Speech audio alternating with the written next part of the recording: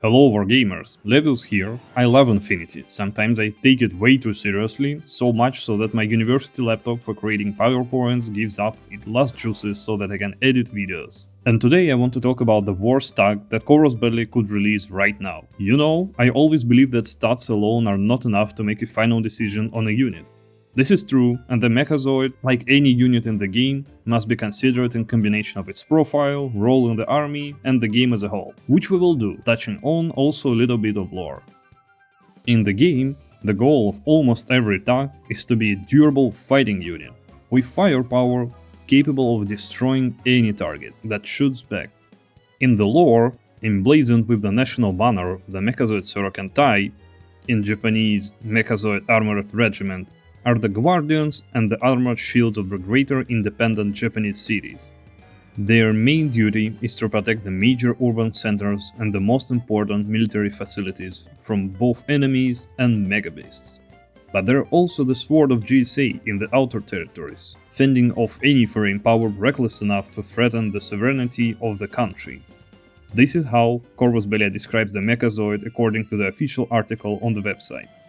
What does the new Japanese tag actually show us? For those who have missed the profile announcement of this wonderful unit, it is 23rd close combat, 13th ballistic, 15th physics, 13th willpower, 3 structures on the 6th silhouette with 6 armor and BDS. Standard tag bonuses like shock immunity, attack awarenesses, plus damage, EC -6 from guided, and dodge with Gizmo kit on 11 each, as well as additional martial arts 2, religious troop, and dodge plus 2 inches. In loadouts with a pulsar, Panzerfaust, explosive CCV, and AP Spitfire or AP HMG for 60 and 62 points respectively, without the ability to join the fire teams, which is very sad.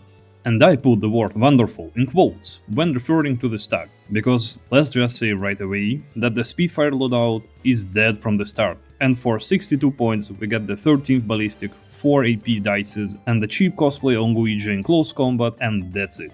This tag won't shoot its way out of deployment. Any confident arrow will stop your advance. And the weapon with AP ammunition will bring your tag to its knees. If you are planning to fight in close combat, keep in mind that as soon as your tag enters the close combat, not through Berserk, which you don't have, you're doing something wrong.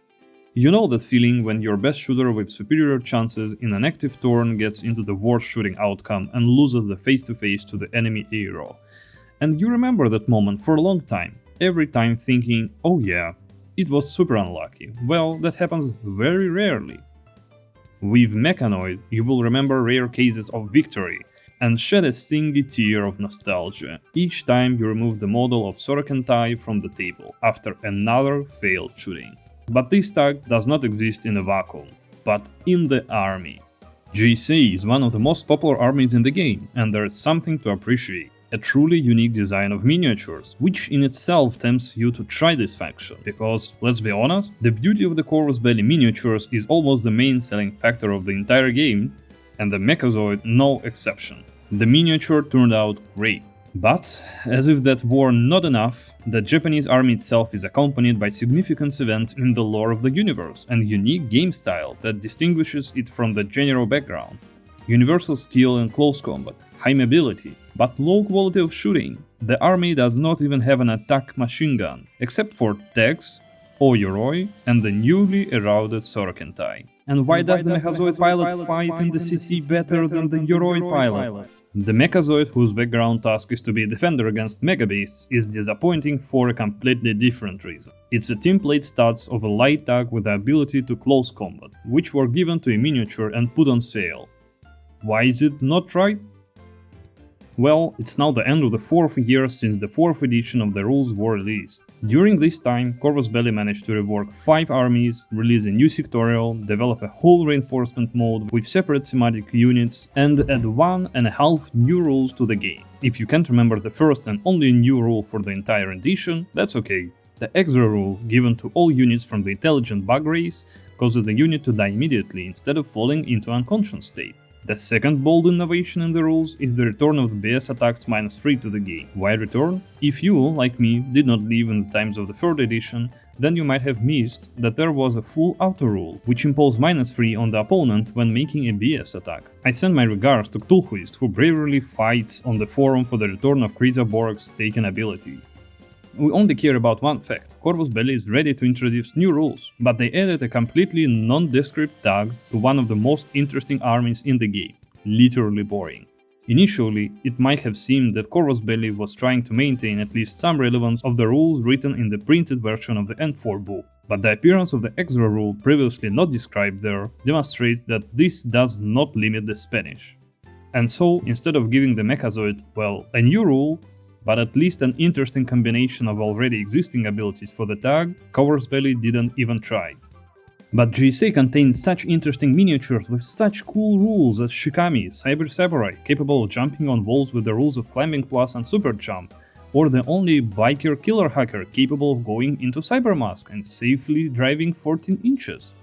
Yes, these are not the strongest units in terms of sports, but they simply look interesting. Despite its popularity, GSA is not the most competitive army, but it does not have to be. It gives a truly unique experience of playing for Motorcycle Samurai, a fire team of swordsmen, or one of the best melee fighters, starting the game right at the opponent's deployment zone. Something that you will not find in any other army in the game. I think you see where I'm going with this.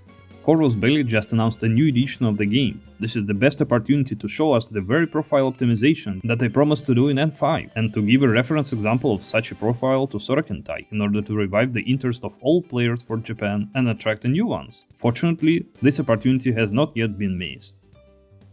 Yes, with the announcement of the Daokai profile with a machine gun, the point of taking the Mechazoid is now completely lost, but a small improvement of the tag can give it a reason to live, and I hope that if not now, then at least in N5 we will see the Sorokentai on the table not only as a joke, but as a worthy tool as it deserves. On that note, today's video is coming to an end. Thanks for watching. I would appreciate your support of my Infinity blog by liking and commenting on what you think of the new GSA tag and how to change his profile so that he is not so shameful. Subscribe to the channel. I aim to release one video a week, and right now I'm working on several videos about Acheron Fall, the Racing League presentation from GameCon with an announcement of the N5, and other not so relevant but still interesting aspects of Infinity that also deserve attention.